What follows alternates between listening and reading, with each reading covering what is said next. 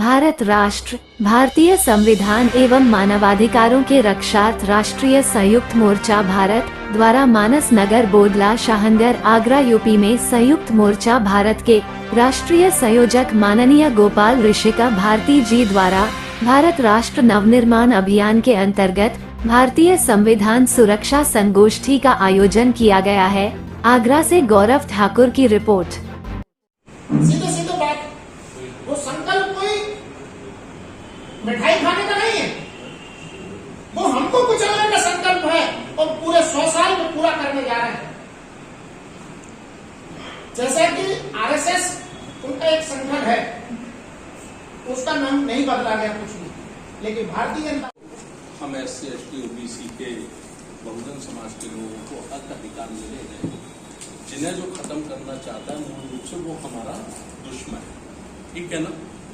क्योंकि मैं माननीय काशीराम साहब का चेला हूं। काशीराम साहब कहते थे कि जिस व्यक्ति को या जिस समाज को दोस्त और दुश्मन की पहचान नहीं होती, जिस व्यक्ति को या जिस समाज को दोस्त और दुश्मन की पहचान नहीं होती, वो है व्यक्ति या वो समाज कभी कामयाब आंदोलन नहीं कर सकता, सफल आंदोलन नहीं कर सकता। वो जो 1585 का उन्होंने एक लकीर खींची थी, वो उसी का दर्शन था, उसी का दर्शन था कि भाई ये मिला के 15 हो गए और ये मिला के 85।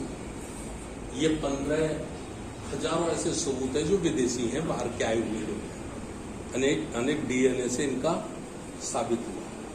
और ये 85 ऐसे लोग हैं जो इस देश के मूल निवासी हैं, इसी धरती का प्राचीन काल का उनका DNA। ठीक है ना? एक लकीर खींची।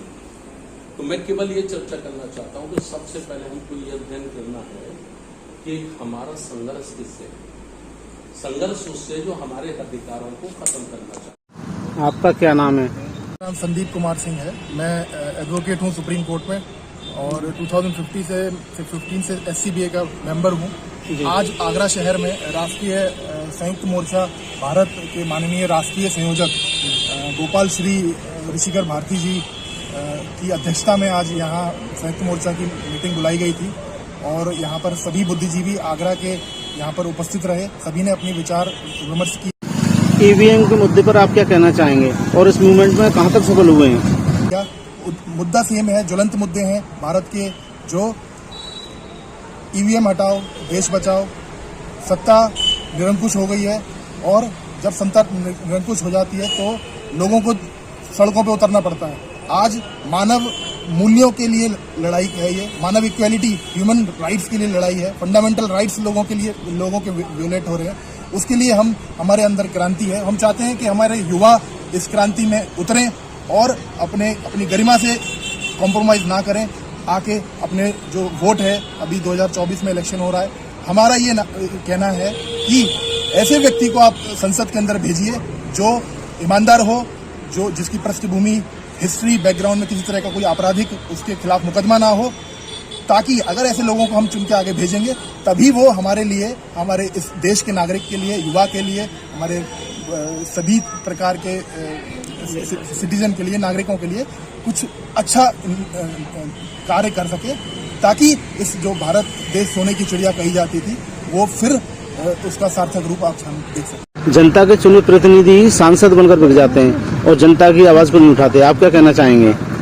आपका ये दर्द बहुत सही है। ये बड़ा दुर्भाग्य है कि लोग अपने ईमान से समझौता कर लेते हैं। जो जनता अपने व्यक्ति को चुन के वहां भेजती है, वो व्यक्ति ही अपने जनता से कॉम्प्रोमाइज कर लेता। तो ये मानव मूल्यों की बात है। उनको हमें इस हिसाब से उनको आत्मविश्वास दिलाना होगा कि आपको डरने की जरूरत नहीं है। बाबा साहब इस देश में आए थे। बाबा साहब ने आगरा में आके बोल दिया था कि मेरे पढ़े लिखी बुद्धिजीवियों ने धोखा दिया। तो ये हमारी जिम्मेदारी बनती है कि बाबा साहब का सपना पूरा करना है। सपना इन द सेंस कि हमें ह्यूमन वैल्यूज को देना है। मानव एक समान है। ये